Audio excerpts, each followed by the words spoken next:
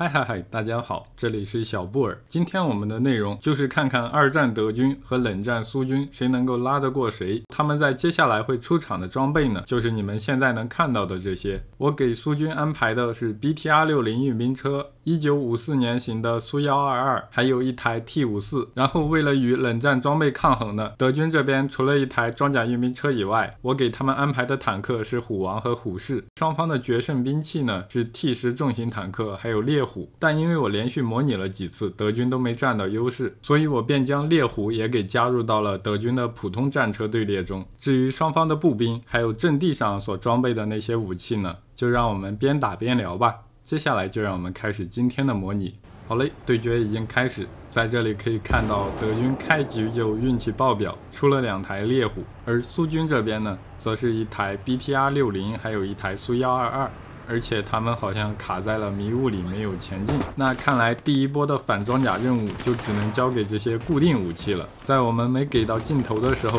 这个愚蠢的射手竟然将一发婴儿反坦克导弹给打在了战场中间的残骸上，而他旁边的这个100炮呢，此时也已经有人在操作了。这个100炮实际上就和 T54 的那门炮是差不多的，我之前还做过它的现代版本，那个现代版本还能够使用炮射导弹呢。在我们碎碎念个不停的时候，这个虎式终于被那个婴儿给精准的击中了，现在他已经没了动静。而德军这边呢，为了对付强大的冷战车辆，我给他们安排的火炮阵容是十分豪华的。首先就是最右边的这个金德狂喜的88炮，其实作为一门防空炮，它的反装甲能力远不如炮管更长的 PAK-43，但可能就是因为它有着高炮对地的 buff 加成，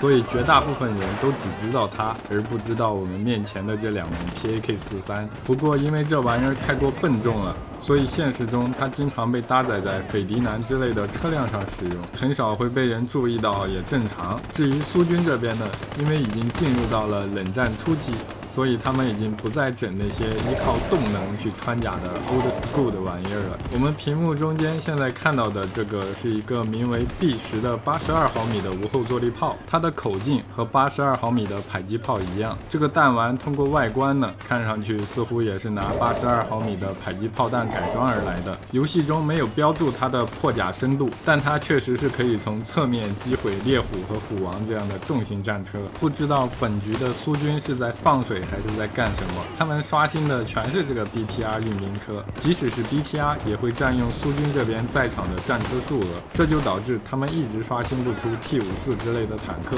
好在进入冷战时代呢，这个单兵的反坦克武器也已经很强了，就算是这个早期的 RPG-2， 打对位置了，也能轻松的从正面击毁虎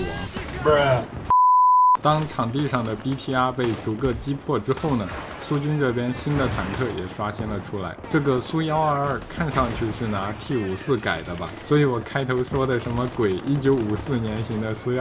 应该是错误的，它后缀的这个54应该代表着它是拿 T54 的底盘改的，但因为它这个战斗式的防弹外形并不是特别好，所以被这个 PAK-43 给从正面击穿了。在那台车被击毁之后，后续刷新的几台苏122的下场也是差不多的。模组里显示他们的装甲最后处是100毫米，如果真是100毫米，再算上这个防弹外形的话，它的防护也确实是比不过猎虎和虎王这样的车子呢。现在我们的视角给到场地中间的这棵椴树，看看这些德军士兵能不能活着跨过它。假如这个时候苏军再不刷新出一些强有力的坦克的话，他们这波就要输了呀。此时苏军唯一的反坦克武器也被挡住了射界，镜头再给到他们援军来的方向呢，系统竟然又给他们刷新了一台 BTR， 还有不擅长近战的苏122，所以结局自然也就是很意外的冷战军队败给了二战军队。